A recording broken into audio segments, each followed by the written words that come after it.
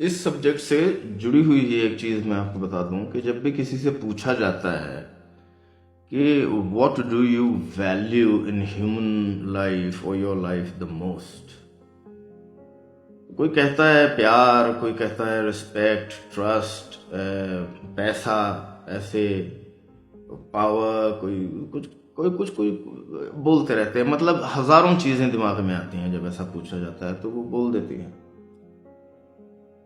लेकिन ये जो बोलने का जो ये है, इसके पीछे जरा जाके आप अगर देखें कि आर दे दैट,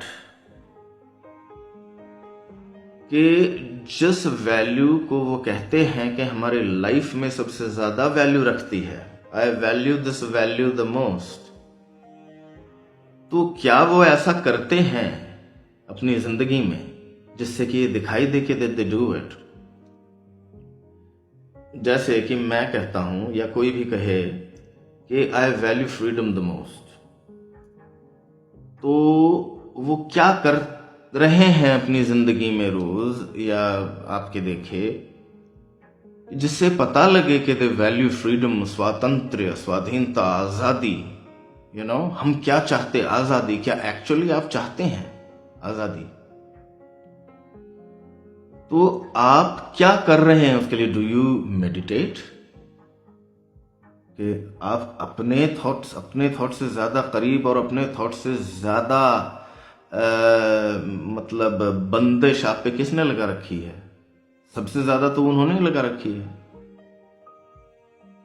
जो भी कुछ पढ़ लिया है आपने, समझ लिया है, सोच लिया है, एक्सपीरियंस कर लिया है, उसको बल्लम से गाड़ लिया है ना आपने। सबसे बड़ा शासन तो आपकी, सबसे बड़ा राज तो आपके ऊपर आपके अपने थॉट्स करते हैं। तो खैर, तो क्या आप मेडिटेट करते हैं?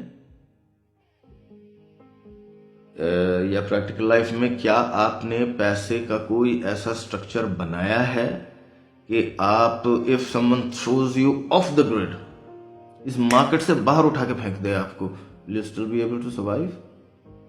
आपने कर लिया है पैसे टके का कुछ ऐसा, या कर रहे हैं कुछ ऐसा साइकिल, या इस तरह की? मतलब क्या चीज, क्या दिखाई देती, क्या पॉलिटिक्स क्या है आपकी? क्या वो क्लासिक राइट विंग धर्मों के, मजहबों के गुलाम, और फिर उसका हीरो, और उसके नीचे उसका हीरो, और फिर आपका लोकल हीरो, और फिर वो लोकल? क्या ये हीरोइज्म और पर्सनालिटी कल्ट में अटकी हुई पॉलिटिक्स है आपकी? मतलब क्या दिखाई देता है उसकी जिंदगी से, उसके जीने से, उसकी बातचीत से? खैर, तो मैं अपने इस मामले में मैं सोच रहा था कि मैं सबसे ज्यादा क्या वैल्यू करता हूं। तो फ्रीडम डेफिनेटली मेरे लिए सबसे ज्यादा मेरा रोमांटिक कॉन्सेप्ट है, फ्रीडम।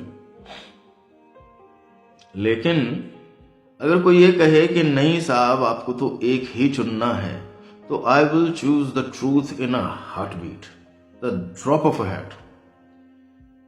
और ये कोई ठीक बात है, मैं तो मानता हूं इस बाइबल की इस बात को कि the truth shall set you free.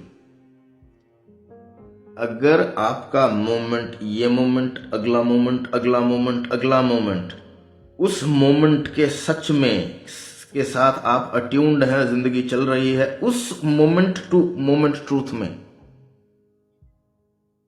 तो यू आर फ्री ऑलरेडी।